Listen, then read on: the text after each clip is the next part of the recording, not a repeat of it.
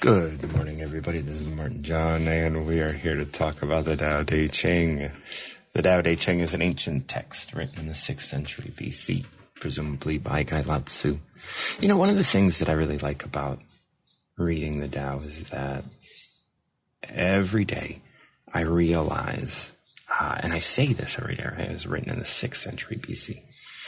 And by saying that, I realized that this is one of the first texts that was written. You know, like most people during that time didn't read, didn't write. Very few people were engaging in written things. And so it puts me in this space of recognizing, and I've probably expressed this before, the idea that when I hear the word history, it's always, for me, I learned this in school, and I don't know if this is a standard, but in history is written text. So history starts when we write. And literally, that is less than 0.1% of our quote unquote, like, history. And probably 0.001% of the genus Homo, right? Like Homo sapien, Homo erectus. So going back to Homo erectus, right? When we go back that far, we're talking 3 million years, right? And written language happened around 3,000 years ago, right? So, in terms of balance, in terms of like what we want to think about when we are talking about history, when we're talking about this text and stuff, it's like there was still something before that. There were things before written history. And it's important to think about that when we're reading this text, because this text wasn't just invented, right? It wasn't just made. We don't know, like, although this text existed for 3,000 years, the conversation around this text may have been being had for 100,000 years, right? So we don't know what the origins of all of this are. And we don't know how long this has been evolved. It's very possible that the text of the Tao Te Ching, which has been in our periphery for just under 3,000 years, and that's a long time for us to imagine, the conversation and what led to it may have been so much more. So I mean, so much more times that even, right? So keeping that all into keeping that in the front of our minds, and when we talk about things, because it's oftentimes we make the assumption that life started when we started writing things down. And we don't do that on purpose. We just do it as a shortcut. We say, we use the phrase always, or it's always been that way. And it's like, well, we don't actually know that. We only know that it's been that way since we started writing things down.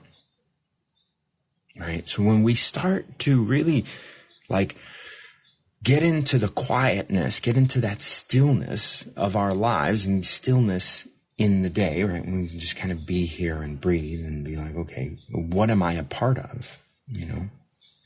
We have these, and this is where I start leaning in on mitochondria and all of this, right? Like the mitochondria in our cell happened, I don't even recall when that happened, but it happened during the Great Oxygenation Event. And that was, I'm trying to find that really quick. No. it's not great oxygenation event. There it is. 2.4 billion years ago. I knew it was billions. I just didn't want to talk out of my, So the great oxygenation event, this is when mitochondria, when the bacteria and the cell came together to ultimately lead us to beings, right? To lead to life on a planet that was going to be covered with this damaging gas, oxygen. I know we think oxygen is a good thing, but without mitochondria, the cell would have died. That's oxygen is a damaging thing. If we look at copper and stuff, when these things start to get oxygen, like they rust, they break apart, and cells would do that too without mitochondria. So it's these relationships that we have, and I'm always just amazed at like how cycles happen. There's the back and forth, the masculine and feminine that Tao is talking about, that really points to, I think, the mitochondria and the cell. The mitochondria have mitochondrial DNA that only come from the maternal line, almost exclusively. There is some things that have that bring in the male, but I forget what it is, but male mitochondrial DNA get destroyed before fertilization. And so I look to mitochondria as the feminine in the masculine feminine, as the yin in the yin and yang balance. And we work together as one system. It's not one or the other. And I think that, when we get into the space of like measuring, we want to measure one against the other, but what you're doing is it's apples and oranges, but we're one team. Even me and my neighbor, right? We can't exist without the other. I mean, we can, obviously, but it's like we, work together and we present each other. Like I gave some tinctures to my neighbor. He told me yesterday he's taken them. That's really nice. And I'm like, you might not experience a whole lot of difference, but there's support that you're getting from your body, that you're getting from the land that's right here. I think that's nice. But yeah, there's all sorts of places where we can grow our understanding, and I think starting with taking, relieving ourselves of the assumption of forever. We can only, even if we just look at Homo sapiens, only kind of see 0.1% of our experience, of our collective experience. We can only see this little tiny percent once we start looking at written history. And the Tao is written history, right? Well, it's written, 6th century BC, but having had something written back then. Like what I get so enamored with this idea of,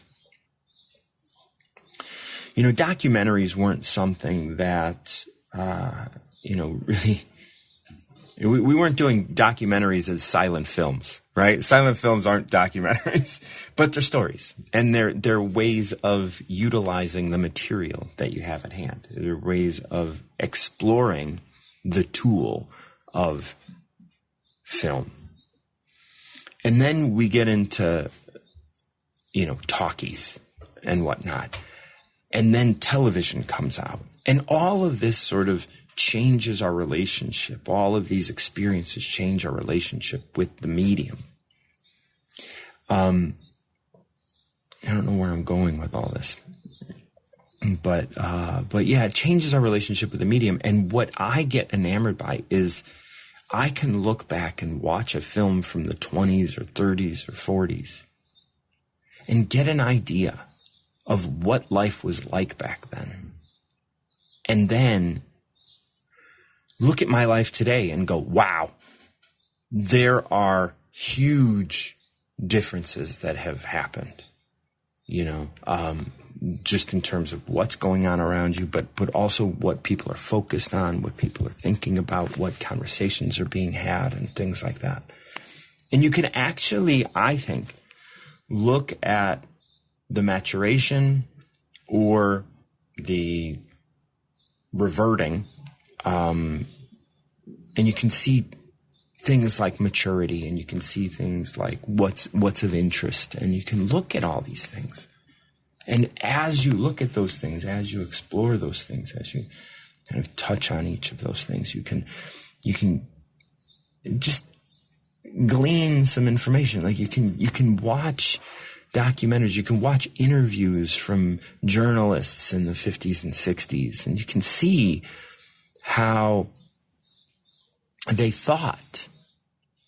You can just observe that. And by observing that, you can kind of be like, oh, are we making progress? Are we thinking deeper? Are we able to see these things in ourselves? And that's a beautiful way. We have all this history of stuff, but before history, before the 6th century BC, before the 8th century BC, whatever it was, when we started really writing down. Because even when the Tao Te Ching was written, we didn't have a standard language. We didn't have a standard written language. It was still, I guess it was beyond proto-language, but still, it wasn't solidified as we understand it today. And that's an important factor. It's an important thing to think about. So, because of that, we get to just explore this. We get to explore all of these things because we get to just think about, if we can keep it in our mind that life existed before this was written down, and this was just jotting down what we had been talking about, possibly for millennia, before it was ever written, before we had any language at all, like to write. So I'm going to go ahead and pick a random number. Crazy. I don't know if it's crazy. One, JK picked this yesterday. And so I had it up on my one screen, but then I opened up my Tao on my website, which has the random number generator, and it came up again. Emptiness is valuable, number 11. So that is what we're going to explore today. If you have a number between 1 and 81 you want to select, if you have a thought that you want to kind of chat about, if you got something going on in your life that you want a new perspective under, definitely come up and check me out. Like we can talk about that, and then we can get into picking a number and see what the Tao has in store for you. Again, I utilize the Tao Te Ching more or less as an oracle. This morning I've been thinking a lot about mitochondria. I've been thinking, like, even before I came on, I was just kind of exploring all of these sorts of things that are related to what it is I'm babbling about this morning. I'm looking to just understand these things a little bit more. This addiction as it relates to improvement. This morning I was just sort of enamored. I was thinking about this idea of we're always making things better, always making things better, always making things better. And it's like I think we're getting to a point of diminishing returns. I don't think things can get better, and that's where AI comes in and things like that, where it's like, they can't get better, so let's just make it faster, and that'll serve our addictive need to have things be better. If we can do that, then we can stave off the discomfort of things not getting better. But I think that, generation after generation, we've been wanting things to be better, to be better, to be better, to be better. And so, we make these shortcuts on making things better, instead of doing the hard work of, really sitting down and thinking, or really sitting down and problem solving and stuff. We just take the shortcuts, and make things easier. It takes time, poco a poco. It takes little by little. It takes time to do things. But we've made machinery, we've made things to make all of this stuff faster.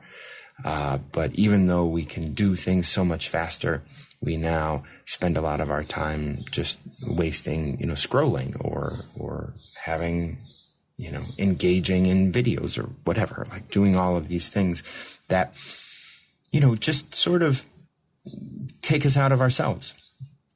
In the Tao, it always says, there's always these lines that say, like, you can have that, but what you're trading is your true self.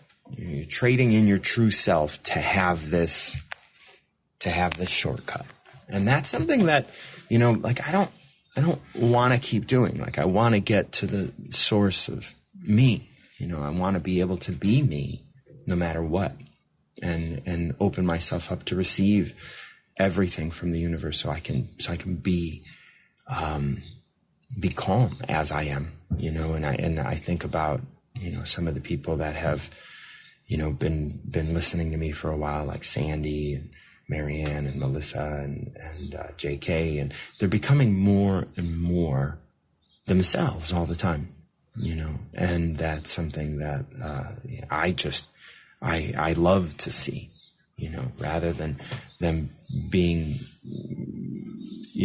rather than their lives being dictated by who they think they're supposed to be or whatnot.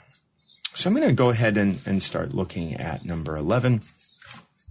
Again, we spoke about this yesterday. We'll see if anything new comes up for me today. And in the meantime, if you have a number you want to select, definitely come on up. So emptiness is valuable. Spokes, tire, rim, and hub all make a wheel. Yet it is the space where the axle goes that makes it worthwhile. Clay is formed into a vessel. A vessel's function is to hold things. Thus, its form includes emptiness. A house can be built, but if it were solid, it would be useless. It is easy to see structure, but structure is there to expose the value of emptiness.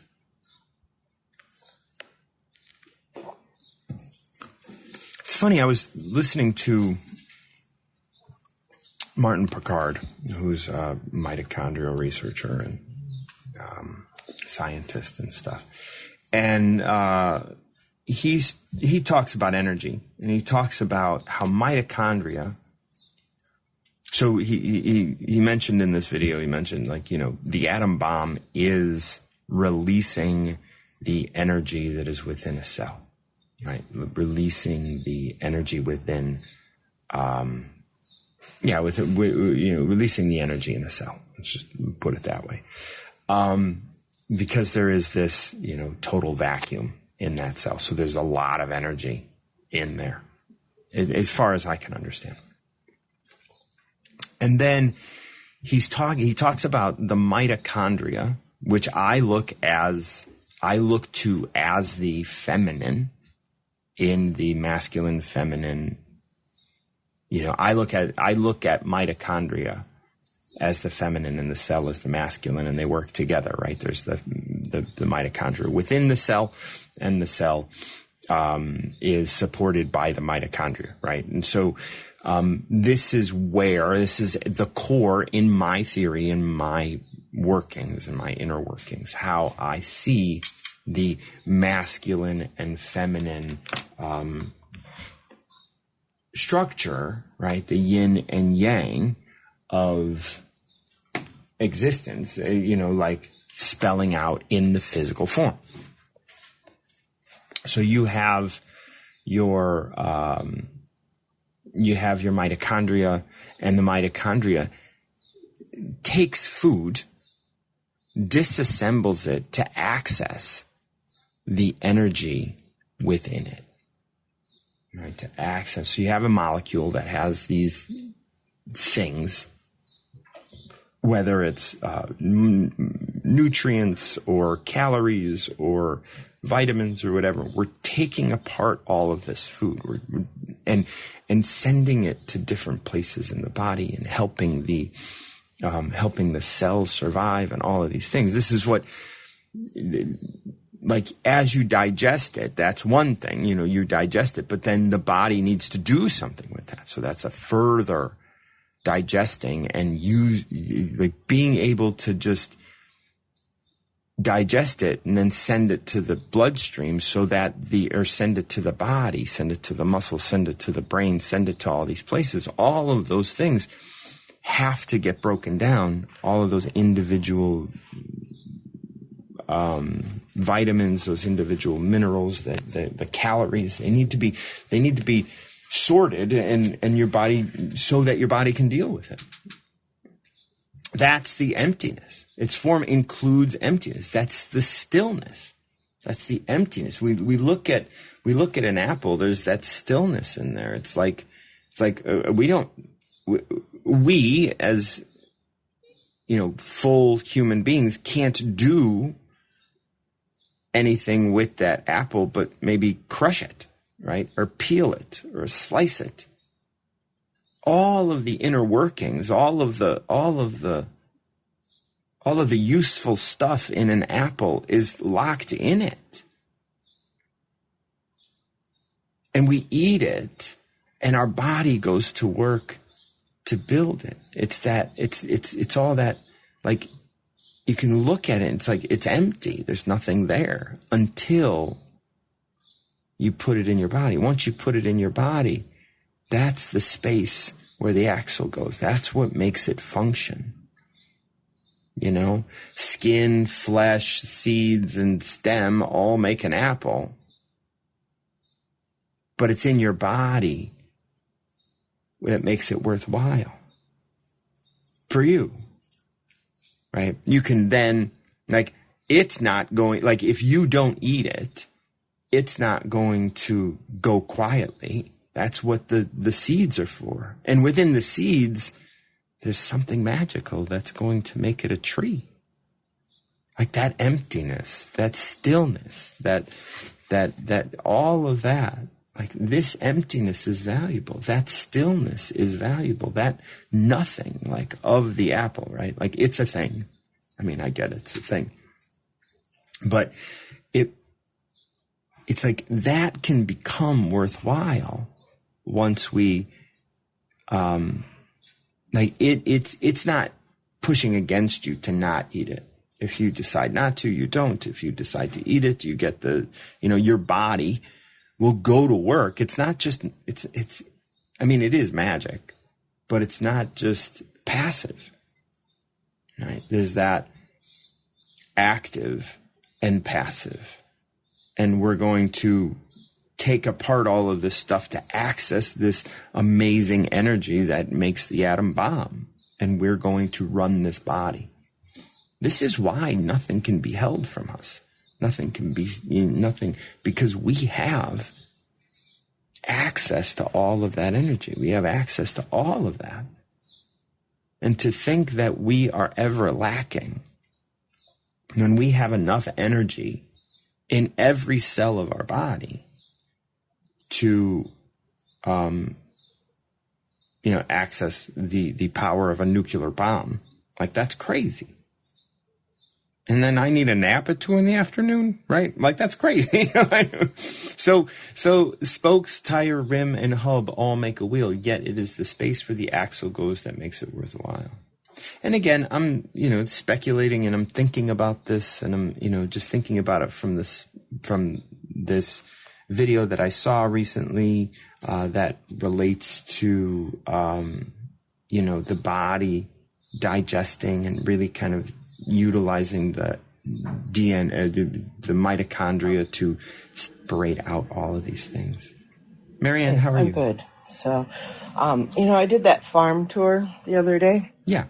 And so I've been thinking a lot about that because the guy, well, the couple, they really talked about how, and it kind of goes back to what you were saying a little earlier about how we want the shortcuts and how in farming, we put all these chemicals on and it's just eroded the soil and that there's no nutrients anymore in the soil.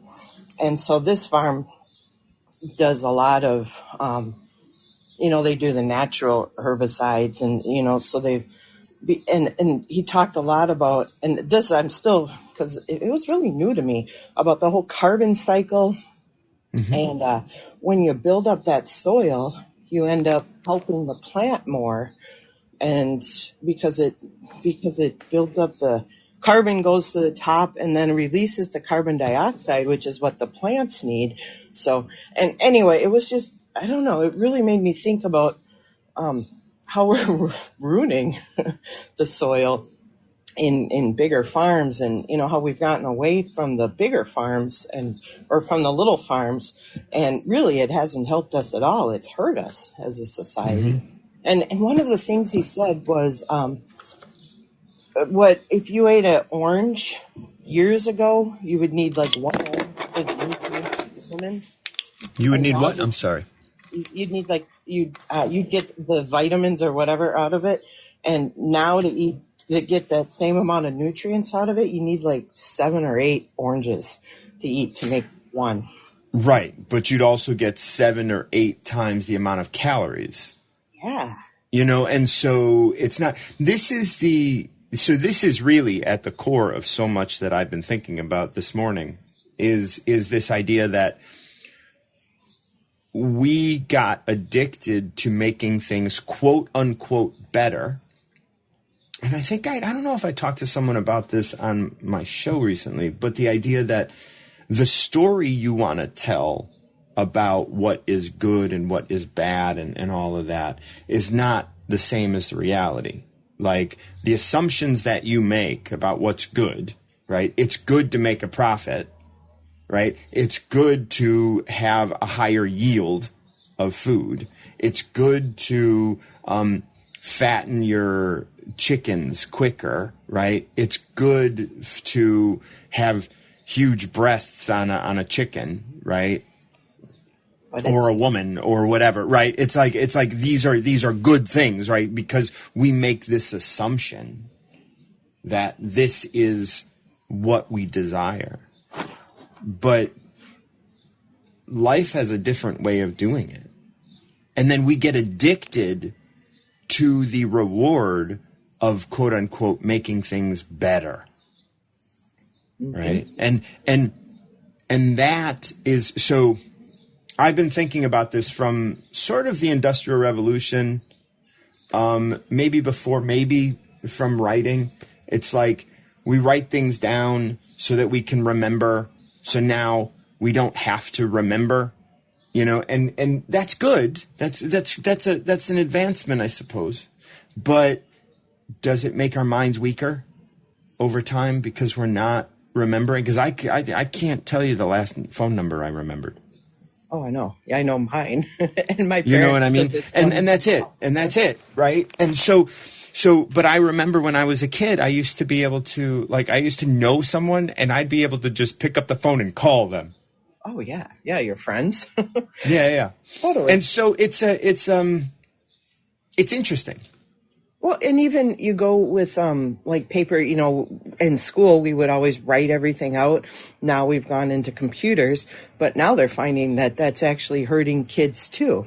Right. So, well, because doing something with your body versus I mean, it's not like you're not doing anything with your body. And there may be, once you find that study, someone is funding a study somewhere.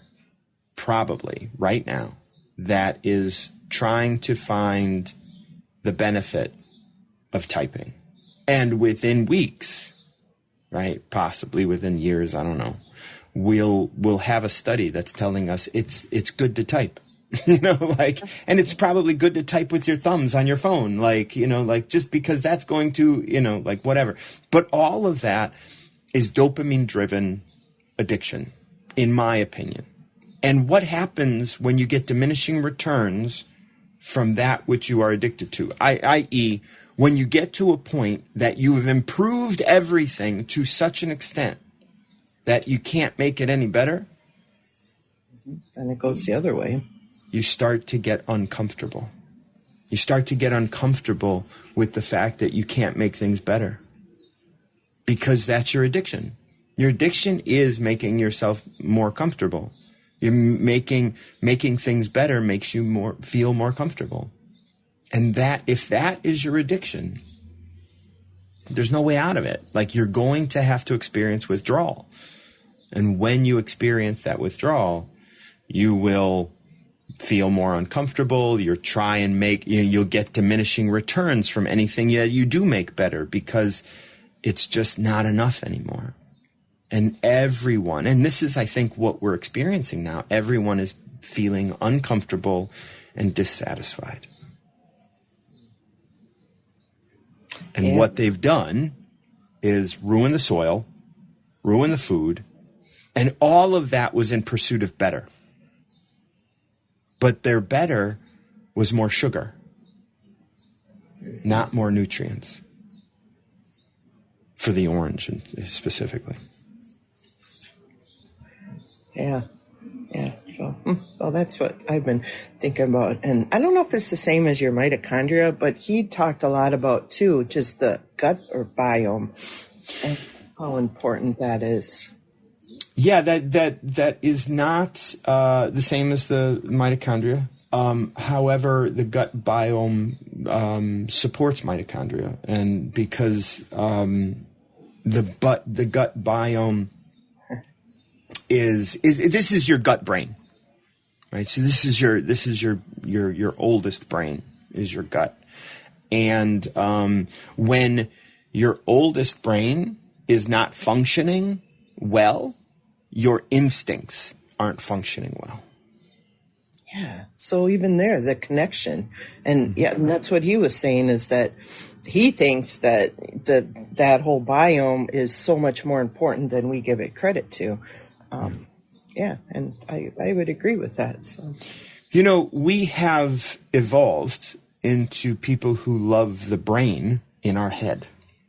The Egyptians, when they would mummify someone, they would just whip the brain up and swing it, pull it out the nose. But they revered the heart, because when that,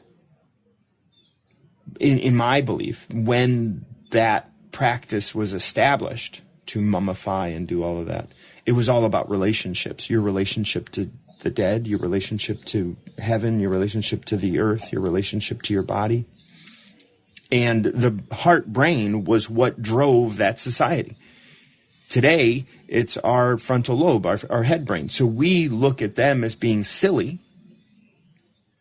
But that's only because in written history, we have, throughout all of written history, so throughout all of history, we have only revered the frontal lobe, because the frontal lobe is the brain that is going to learn how to write. The heart brain doesn't need to learn how to write, because it's about relationship. And the relationships ebb and flow all the time. And so when you write something down, you hold it in suspended time. Yeah, and yet we look at that for like ADHD, because, that's the last part of your brain to mature is that frontal lobe right. part. So, and just like the soil, we have been poisoning the soil. We have also been poisoning the gut biome of people, which is that which grows out, right? That's our most base brain. Yeah, so then you end up killing that. My son, I drink kombucha also, and every time I see him, he's like, that doesn't do anything. I went to this lecture and, it just dies. I'm like, well, I don't care. Right. It doesn't matter. Like I could go to a lecture that tells me a Snicker bar does more good for me than kombucha. I can find a lecture somewhere that's telling me, and maybe it's even funded by Mars. And if I was, Candy, and if I was, and if I wanted that information, I would not, I would not allow myself to have the doubts that I would normally have, right? Like, it doesn't matter if it does anything for me or not. Like, me liking that I'm doing it does more for me than you telling me it's not doing anything. Like, you're fighting yourself and telling me to change my actions. You should look at your thoughts as to why you think it's important that I do things that are only quote unquote good for me. And is every little thing that you're doing, is you even telling me that good for you?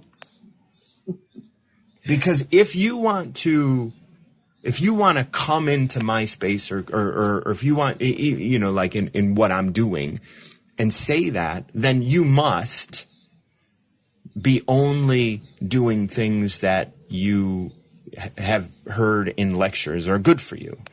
Where and what lecture did you go to that told you that saying that was going to be good for you?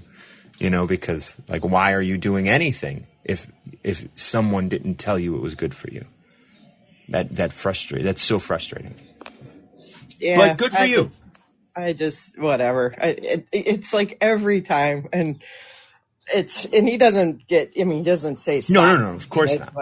But anyway, yeah. And I'm like, well, I'm going to keep making it. I'm going to keep drinking it. And I'm going to keep, right. Because it gives my life meaning, right? I have something to do and I engage it. I have a relationship with this SCOBY.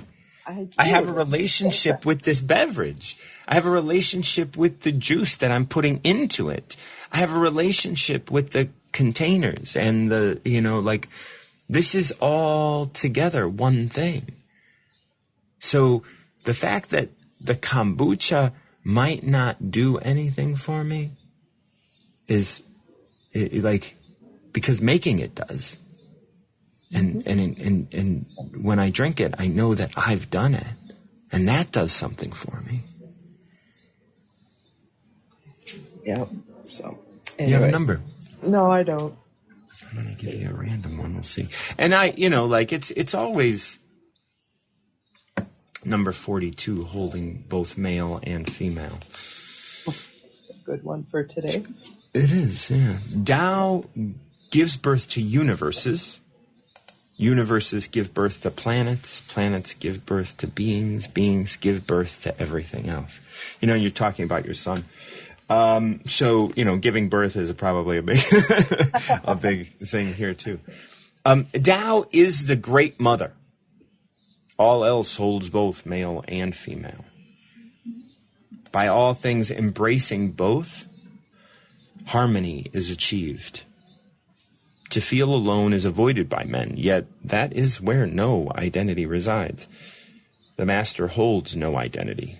She embraces her aloneness, realizing when she is at one with herself, she is at one with all things.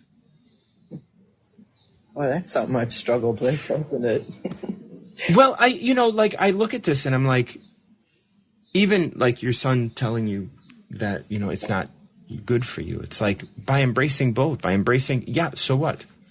So what? It's not good for me. I'm doing it anyway.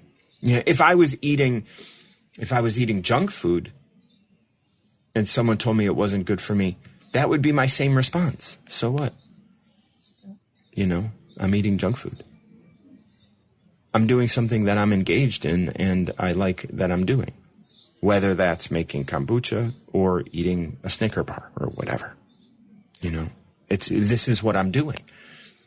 I can, and it says to feel alone is avoided by men. That is where no identity resides. And that's what, if I feel alone, I won't feel alone if you listen to me. Right? I won't feel alone if I have someone to tell me what to do. But if I'm out here doing what I do without support, without, and this isn't anything about your son, but, he's looking at the lecture that he was in and responding to that. And he's looking at your activity and he's responding to that. And he's like, I remember JK once told me, her son, this is years ago, I think, her son came to her and said, and she had mentioned something about magic. And her son was like, there's no such thing as magic. And she was just like, oh, okay. Like, I don't know how she responded, but she was just like, all right, well, I think there is, or something to that nature. And he came back like a week or so later and like mentioned something was magical.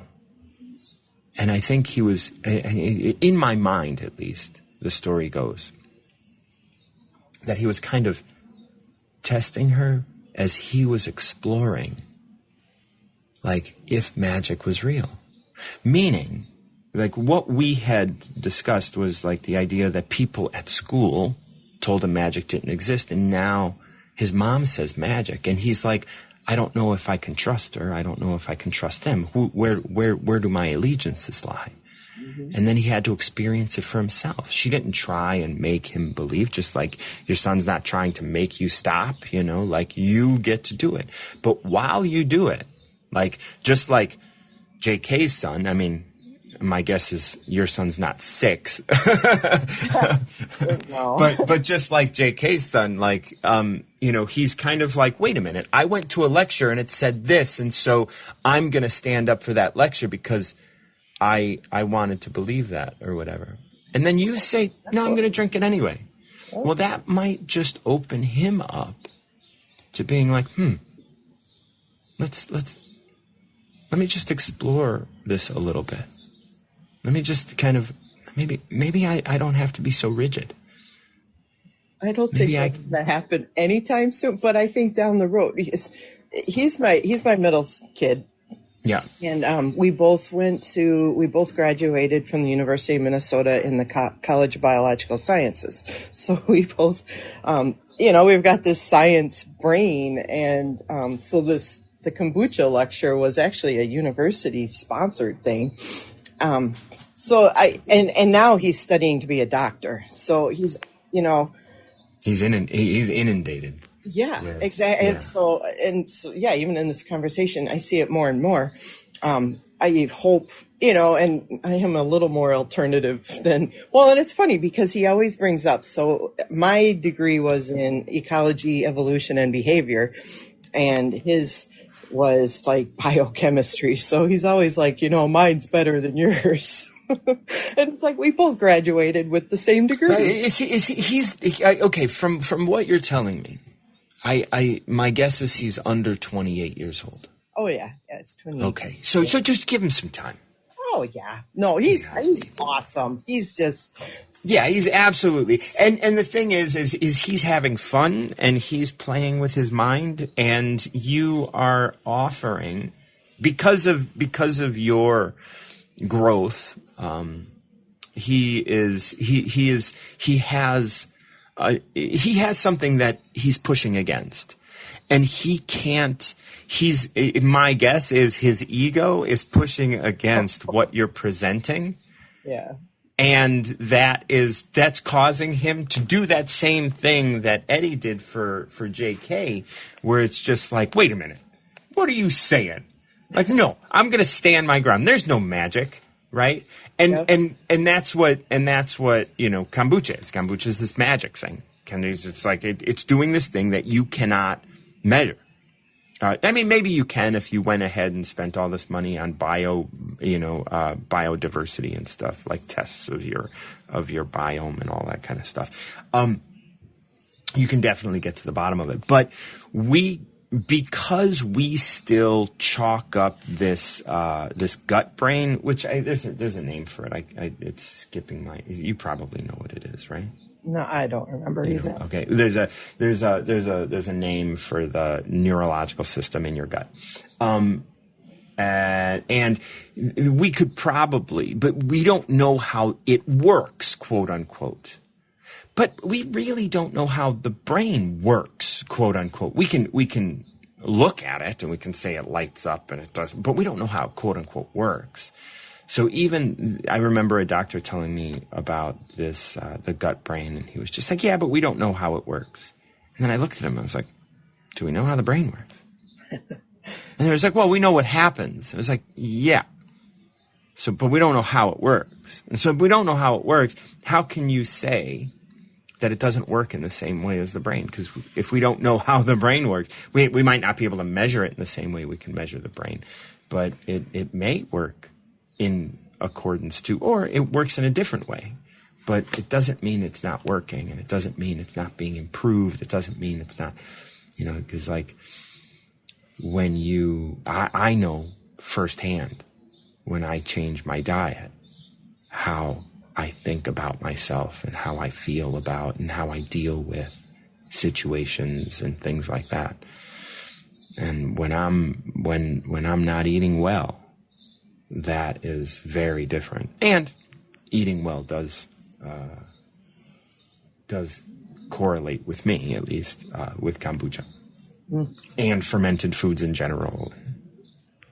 Yeah, I haven't ventured into the other things yet. I got some sauerkraut. And you're up there like a sauerkraut. That's the easiest thing.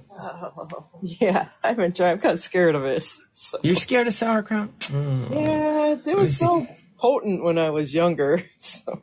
Yeah, so I would always lean towards, if you're interested in trying something, I would always lean towards making sure that you don't just get like regular sauerkraut, like spring for the fermented that's never been cooked, like sauerkraut, like that you can probably find at like a Whole Foods or a specialty market or something. And I would say Co-op. that, what's that? Probably at my co-op versus the stuff you buy at the grocery store. Is that what you're saying? Right. Yeah. And you might even be able to, because there are a lot of grocery stores that are getting into fermented foods and stuff. And so that's great. So if you can get actual fermented and red cabbage. So if you can get red cabbage, that's not pickled, right? But fermented, it'll be sweeter. And that might help you as well. Now, one of the issues with fermented things is eating it cold is going to give you the nutrients and the bacteria that you're looking for from something fermented. Once you cook it, you're killing all that bacteria. So what I do is I just have a little bit on the plate of my meal, just a little, just 2 or 3 forkfuls. Not even forkfuls, like half forkfuls. You know what I mean? And I'll eat that with my food. And so that contributes to the, pre and, what's the other one? Digestive, it's just digestive enzymes and things, right? It contributes to all of that. And if you do that for a couple days, and you might have to, not like the taste of it for the first 1 or 2 times you eat it. But once your body realizes what it is, you'll crave it. You're like my salivary glands right now are working overtime because I'm talking about this, and I'm thinking about like red fermented cabbage, and I'm thinking about like sauerkraut and my red onion, my fermented red onions, and I have fermented mustard greens and stuff, like, and all of that, like, just gets my motor running in my mouth, because I'm like, oh man, like my body craves those bacteria, those enzymes, those things that help me in my gut. Interesting. And you eat it with like every meal, kind of? I eat a fermented I eat for a little bit of fermented food with every meal. Yeah. Okay. So I ferment. I have this really wonderful like carrot and ginger ferment. I have mustard greens, like I mentioned. I got red onions, which are delicious, fermented, and I have sauerkraut. Like, so I have my choice, so I don't have to just eat the one thing. But I make those, and pennies on the dollar. You're going to go and spend, $12 for a pound of, fermented sauerkraut. But Yeah. I can get cabbage at 39 cents a pound and make 3 pounds of it for that's $1. And then I'm going to have to, that's 3 pounds. So I'm going to put in, a little bit of salt. I'll put in, 30 grams of salt maybe. And that'll be it. Right. And then I'll have to wait a week, but It's only a week, kind of like the kombucha then. So sauerkraut does take a little longer, depending on how you shred it. So if you shred it versus slice it, if you put it through a shredder on your in your food processor, if you have one, it will ferment faster than if you slice it. If you slice it and you have big, long kind of ribbons, that'll take a little longer to break down. And depending on if you like it soft or if you like it crispy, those things can change too. But once you put it in salt and you send it a week, it'll start to taste tangy.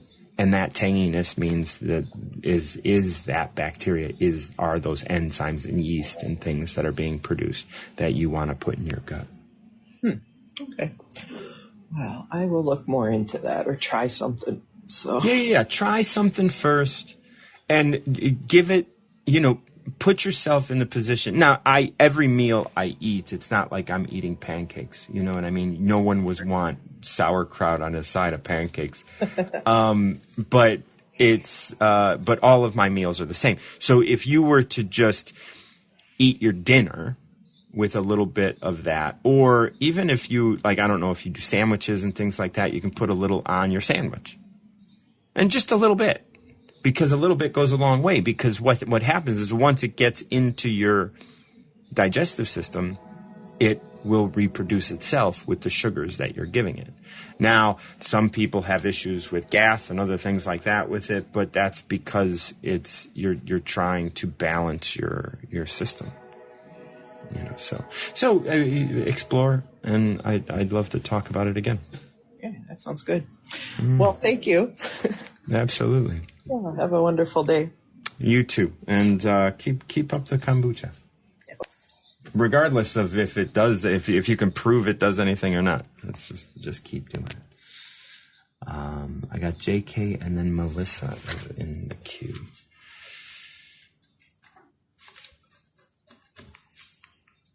Hey, back in Raleigh. I'm here. I am here. It was late. There was bad weather. There's been storms here, so Oh. it's pretty late when I got in.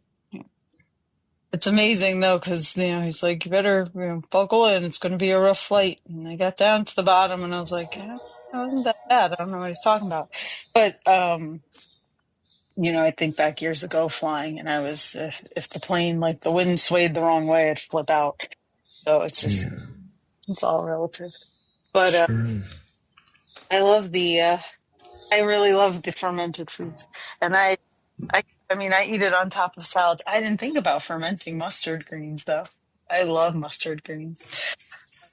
Yeah, I get so many because I'm currently right now I am collecting all my mustard seeds, and I'm thinking I'm going to be able to make a really nice mustard with them. So I'm looking forward to that. Yeah, I love all those mustard greens. I get microgreens at the farmer's market here, and they're just so delicious. I just love them. Actually wound up my blender issue. I actually wound up making what I told Grace was, I was like, it's kind of like a guacamole. She's like, yeah, what else does it have in it? It doesn't look like guacamole. But it was all the dandelion greens and mustard greens and an avocado because I had to get rid of the stuff I had in the fridge. And it came out so dang good. She loved it.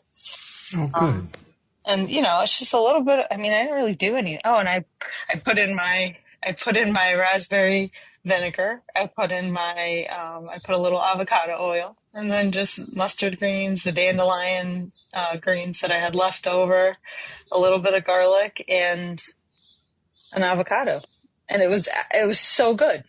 And you could Yeah. use it on top, like, it didn't matter how you did it, but the ferments, I do really like them too. When you were saying that and you're like my Salvatore gland, I was like, yeah, me too. Because I really do love my ferments now, and I do a lot of them with salad. I don't go too crazy. I mean, I stick with my basics, but I like the red cabbage and I like carrots, just plain old carrots. And I like, I've done the red onions too. You gave me the recipe for that. And it's amazing because it's something I was so adverse to, like, oof, not that. If somebody ever talked about it, it was just like, oh, no, I wouldn't put them down for it, but maybe I did, but I don't remember doing that. But for me, it was just not something I was even willing to try. And then that's what I get. I love it. Yeah. The way it Yeah. goes, isn't Yeah. it? It's, and I remember, I've told the story before, this idea of like my friend from Colombia came up, and in Colombia, because they have food growing so readily, they don't necessarily, not everybody's going to have a tradition of fermenting food. Why would you need to figure out how to ferment food in an area where food just readily grows all year long? You don't have to, because, why would you need to ferment food? Why would you need to can when you're in a tropical area? Those things aren't, just like, why do you need to build a boat if you have food growing right here all year long? You need to build a boat because you got to go somewhere to find food when food is not available to you. Like that's why the cold climates have ship builders and the warm climates have canoe builders, right? Like I'm just going to go over there now. It's all necessity, but he came over and I gave him some, sauerkraut. He was just like, oh, that's strange. That's different. And he only had a couple bites and that was it. And that he was done. And I was like, yeah. And then he called me after he got back to Colombia and said, oh my God, I'm craving that. It's like, yeah, your body knows. Your body knows.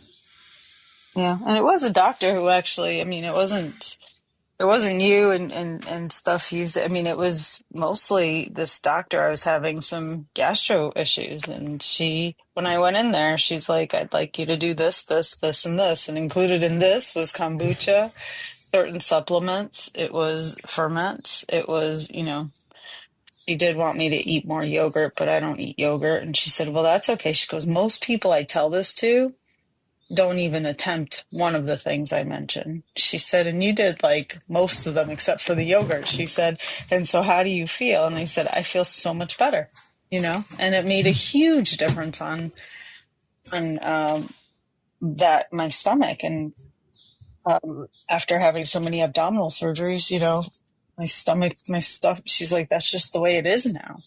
She said, she just got to love on it more. And this is a good way to do it. And, I was really grateful, though, that she went that route, because she's not all doctors do. However, I do find that more and more are looking into this, especially my adventures with Grace, because it doesn't make sense. And more doctors I find that I interact with are willing to say, the medicine and the biology and the basic stuff that we know most of the time it doesn't make sense, and it's so unique per person that we have to be flexible and we have to be thinking things a little differently in this day and age, especially. with the rise of syndromes, there's lots of kids that have syndromes like Grace now, and it was never heard of before. Very interesting stuff. Yeah, you got a number. I don't. Well, you're going to get 71. To know we don't know. To be aware that one does not know is healthy for all things. Avoiding awareness of this is a current plague. By acknowledging you have been infected, you can become aware and move toward healing. The Master has cured herself. She's aware she does not know.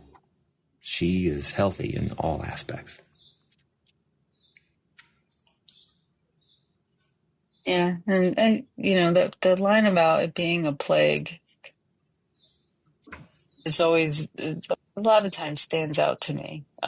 I really like that line, the fact that it is, and it becomes so ingrained in you that we have to know, or get ingrained in me, Mm-hmm.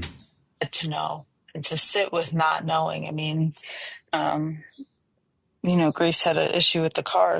Basically, she said the wheel fell off and she bumped into another car. And So are we able to recognize that the wheel falling off and her inability to walk is, and you drove it all the way home and all the way there is like, this is an energetic thing that she's kind of created. Like, can we? Yeah, I mean, okay. And I have no clue, you know. Yeah. I don't know, you know, she sends a picture of like inside the wheel cavity, and I'm like, I have no clue.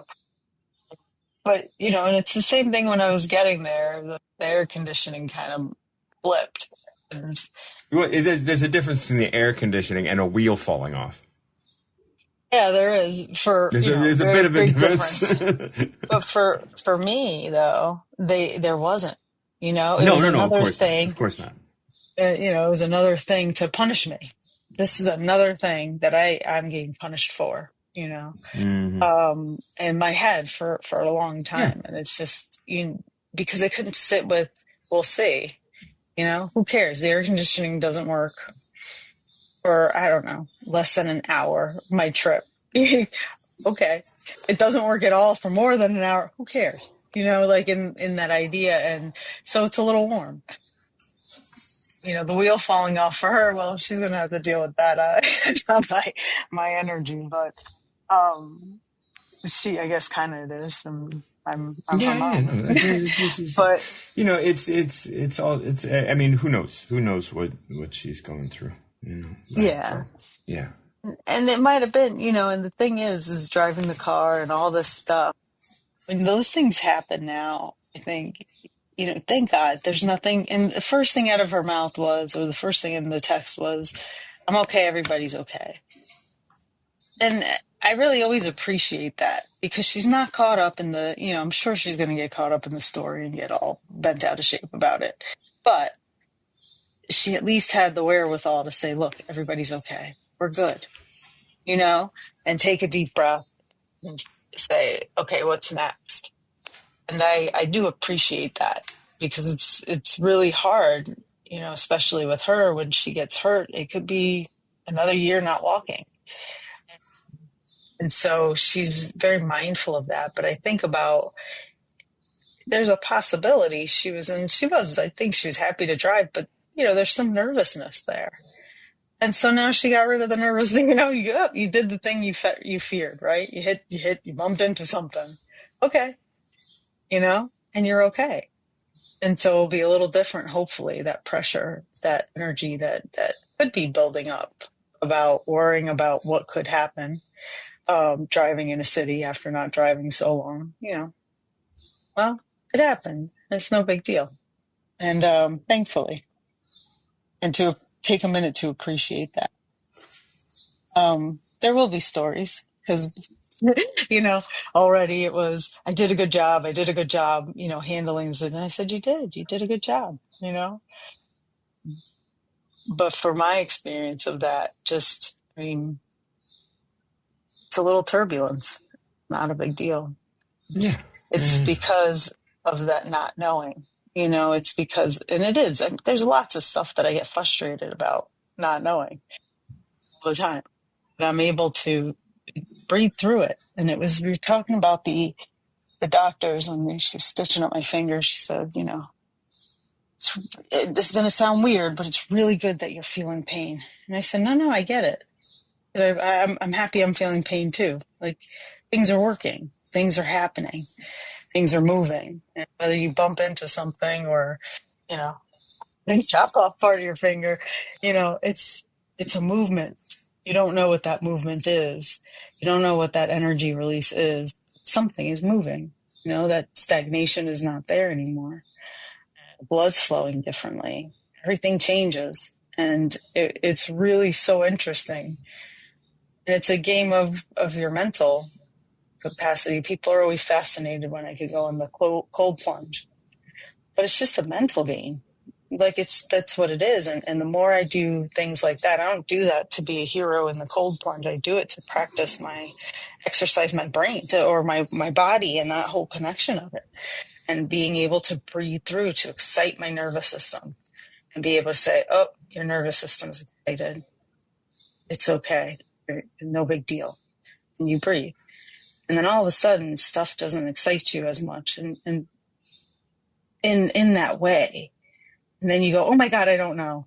And then I go, oh, my nervous system's excited. I don't know. Okay, you'll find out when it's time, It's just that shift, but it's a daily, you have to practice.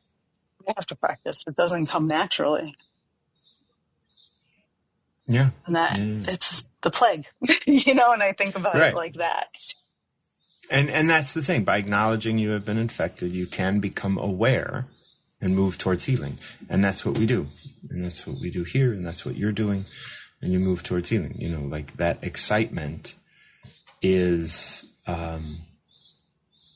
that, like, trying to find an answer. That excitement, that when that nervous system gets aroused, it's like you're looking for an answer. You want to find an answer. And, but we need to come to the place that we don't know.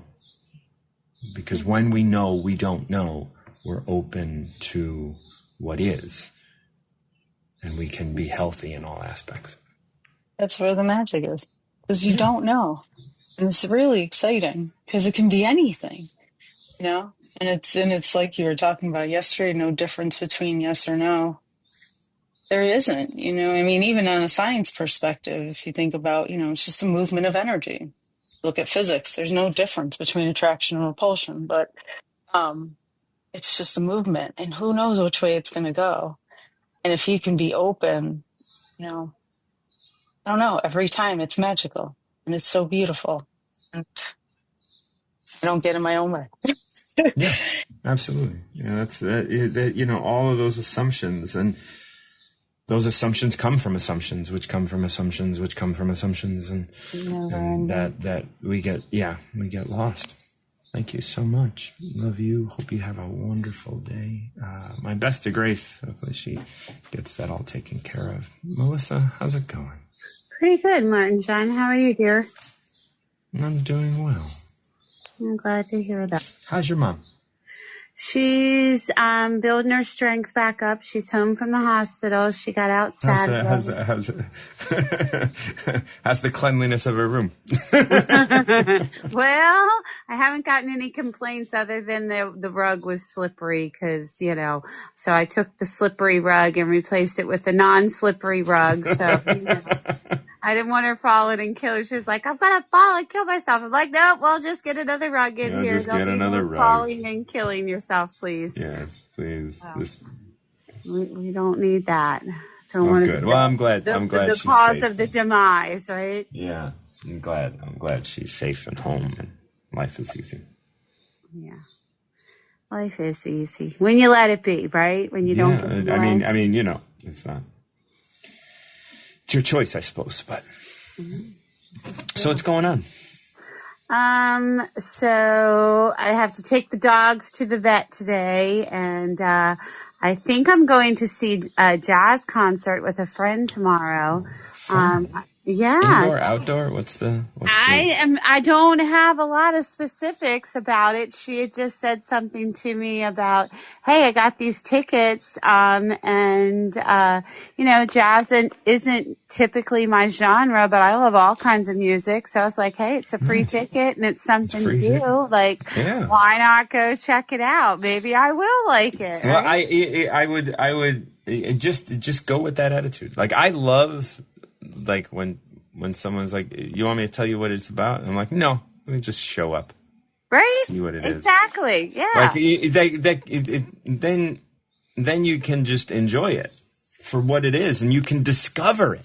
That's one of the great things about, like, people, rob your donuts, by taking, your ability to discover something and telling you something. It's like, even that, it's jazz, but jazz has a lot of different genres. So at least you got that to, you don't know what kind of jazz, possibly, I don't know. But that's fun, like, is it Randy Newman? Like, he's jazz. Is it, is it, like someone like, I mean, I don't know. This is the same girl that turned me on to the hurdy-gurdy guy. Remember the hurdy-gurdy guy? Well, she's knowledgeable. I believe you're going to have a good time. Oh, we usually have a good time together. We have, we're both, there's some similarities between us. And, so, I mean, not like musically, obviously, but, maybe not yet. Maybe not yet. Yeah. Like you're like, as you continue to grow, and I'm glad that she reached out to you. She probably, like for you to get a nice free ticket, and for you to, experience something new with a buddy.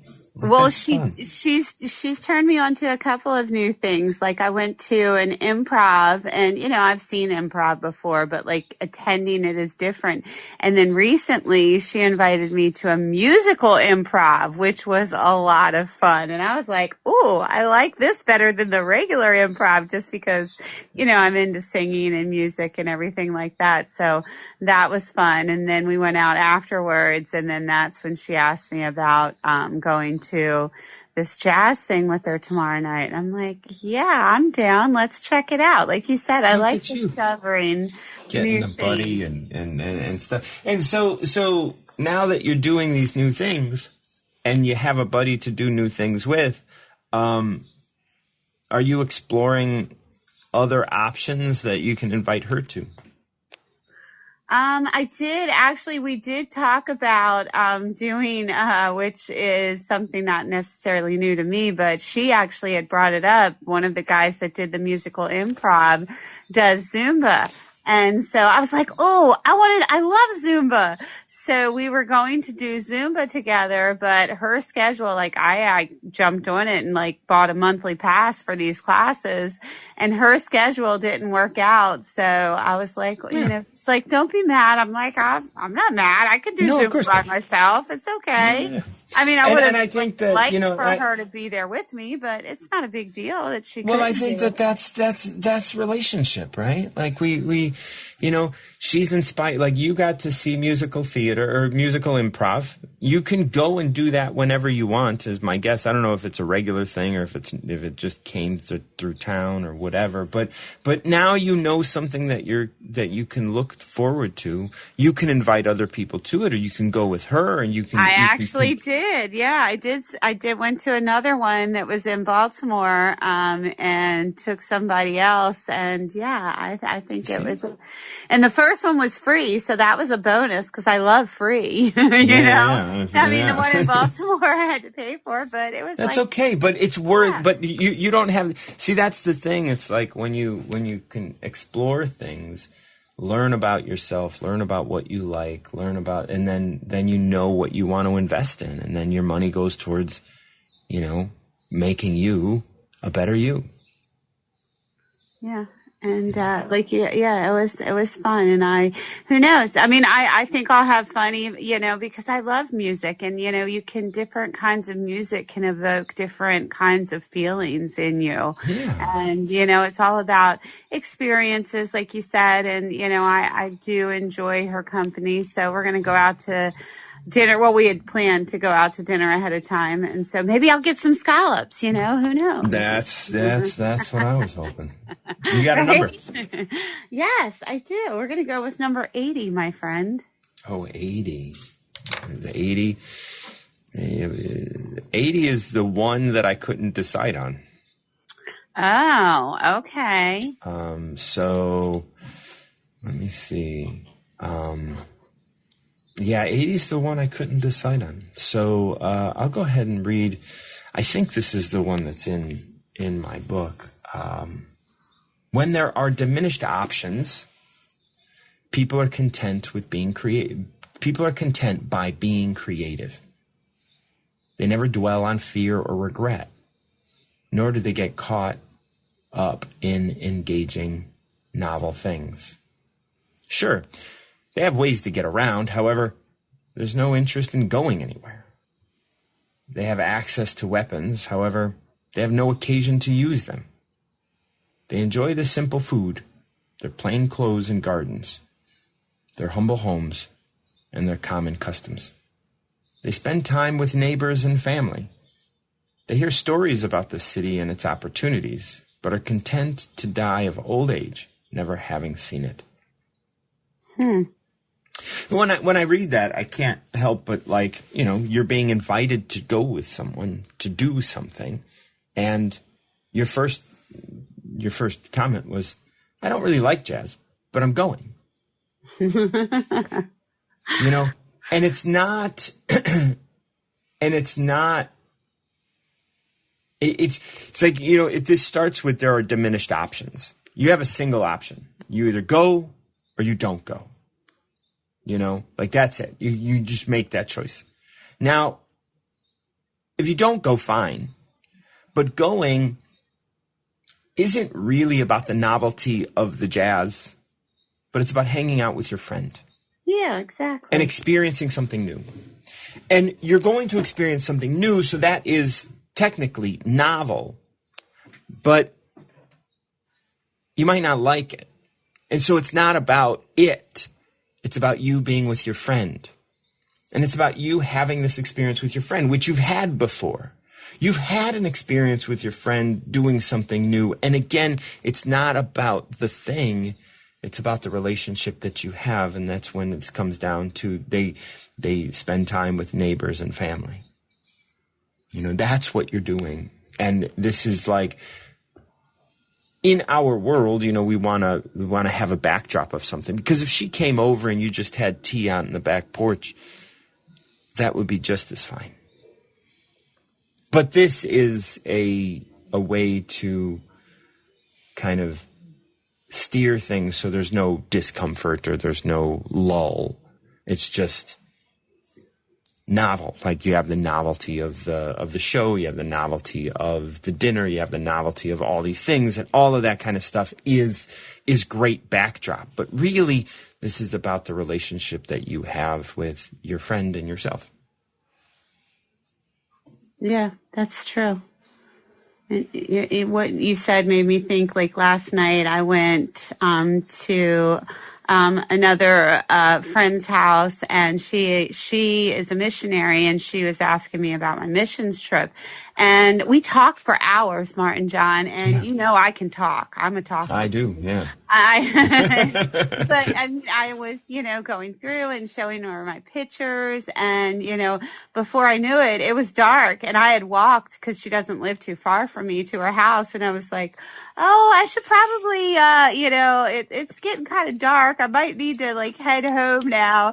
And, it was just a wonderful evening, and we didn't eat anything. We didn't, she offered me sparkling water or whatever. And, but I had a wonderful time just spending time talking, And Yeah. like you said, it is about relationships, because I do very much enjoy relating to people and spending time with people and, different people. And, I think that that's awesome, is, just engaging with different people, because, they have different experiences and different lives and different things. Like, I mean, we have some things that we bond over. And so, but also she's also very different from me in other ways. So just, I enjoy spending time with people and just, talking and, learning new things and, appreciating differences and, just finding out about their lives is interesting to me.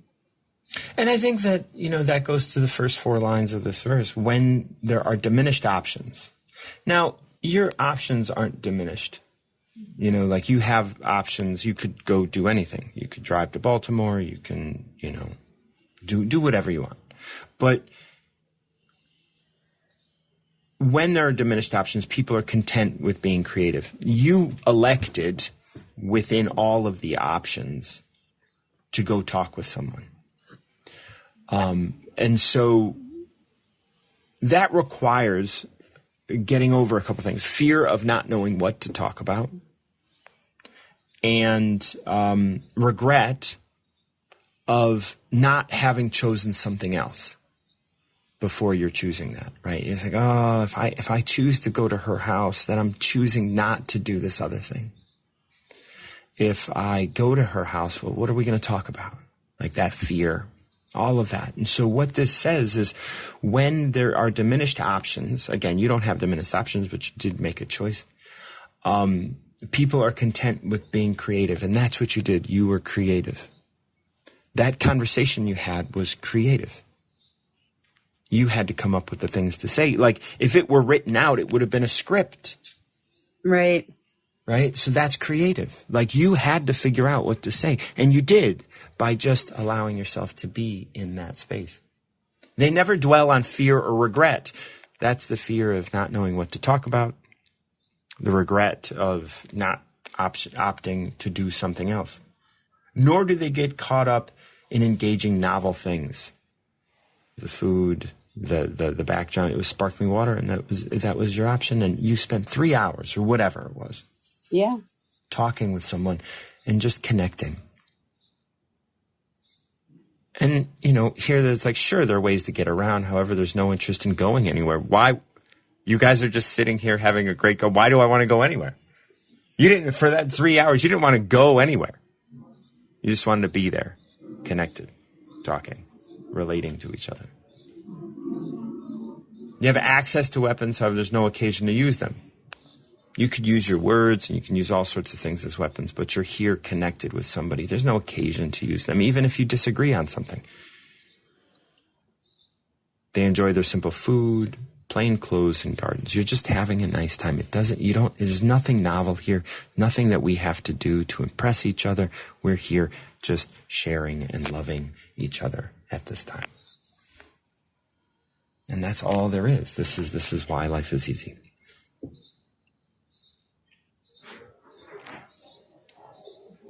Yes, it was a beautiful evening. And like you said, we didn't do anything extravagant. We just sat there and talked. But, and that's as extravagant as love can express itself.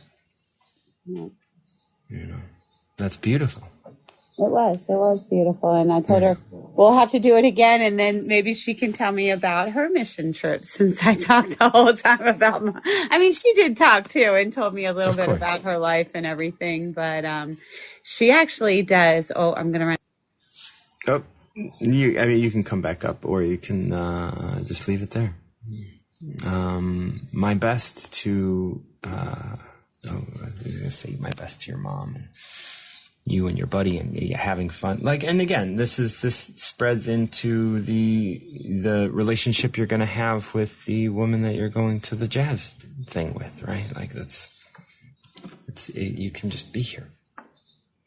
Yeah. And I usually, at times I have awkward silences with people, but not typically because, I'm usually a lot of different things that I can talk about. And I usually don't feel uncomfortable in people's presence. But what I was going to tell you is she actually creates coloring books for the people that she does missions with, which are the Roma people.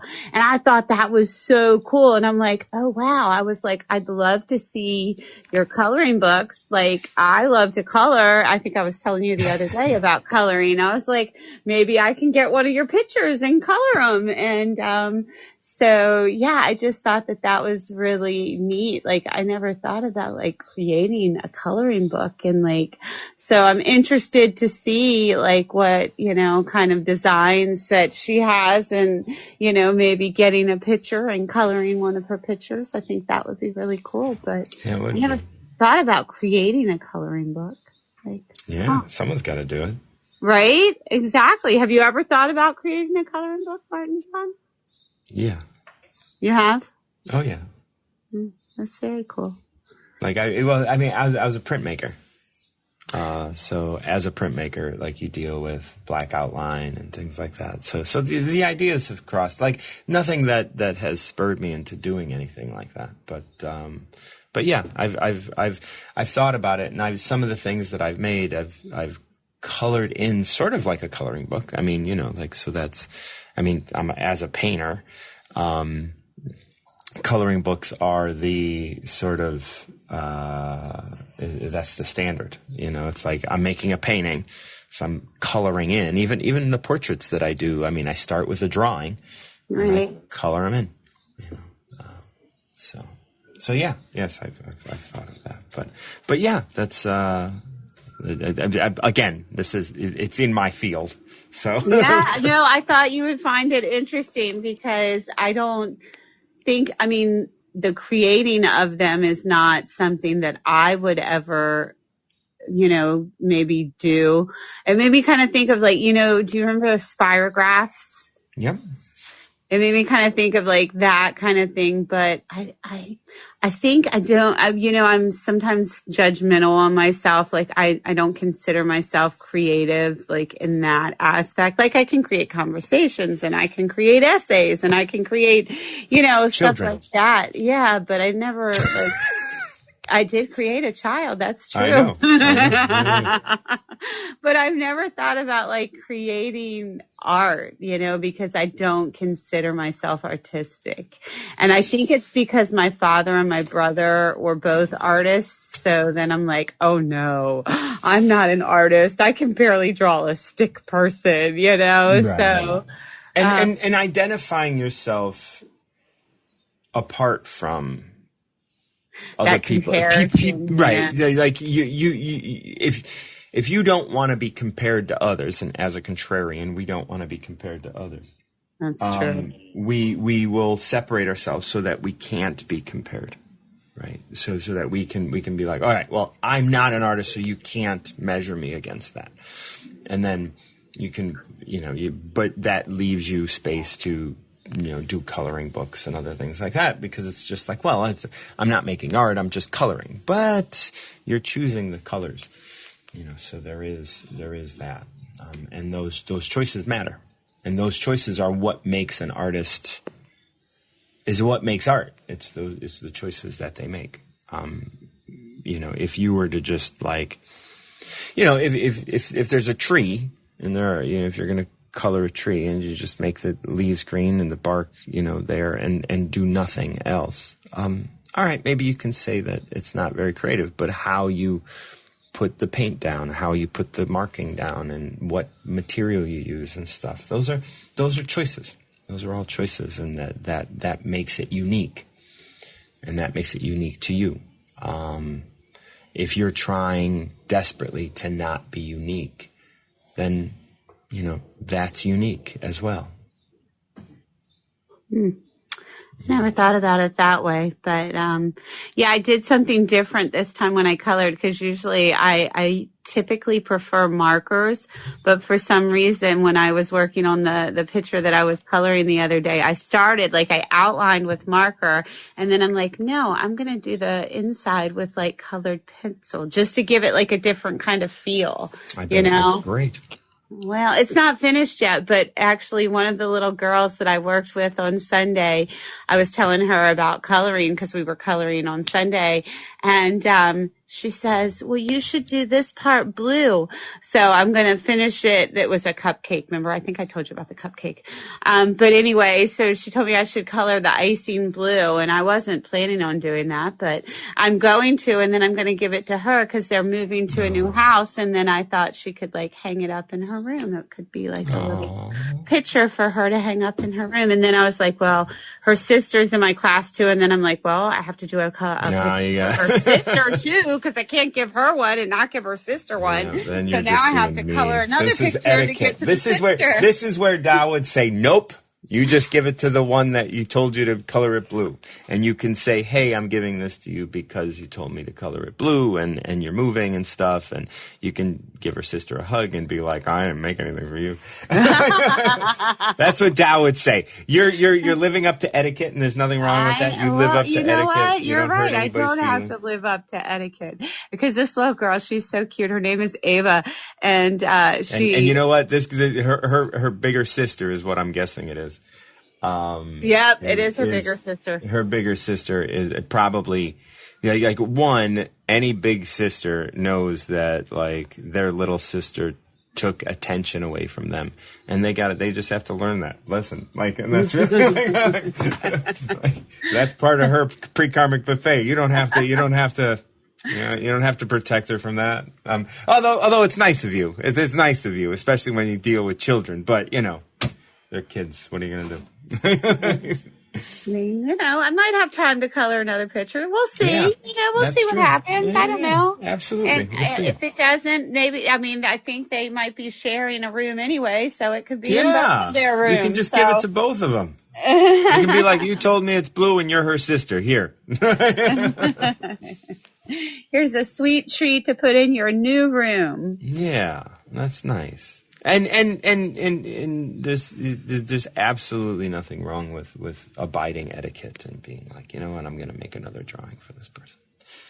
It's wonderful to do that, because then you give.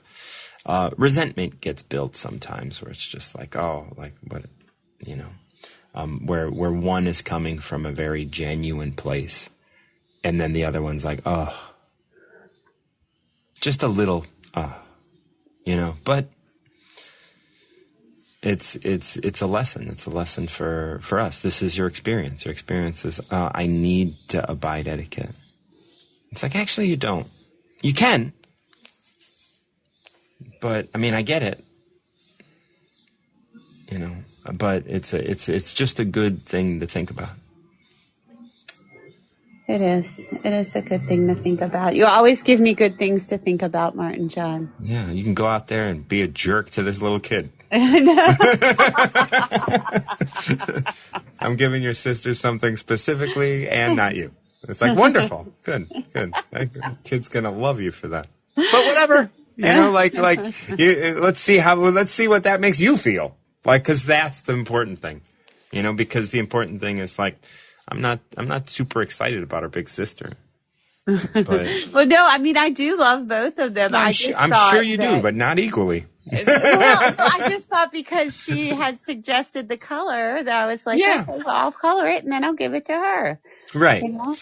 But and I love that. Like that's what drives us. That's an innate sort of desire to do something. That is your gut telling you, and that is this girl also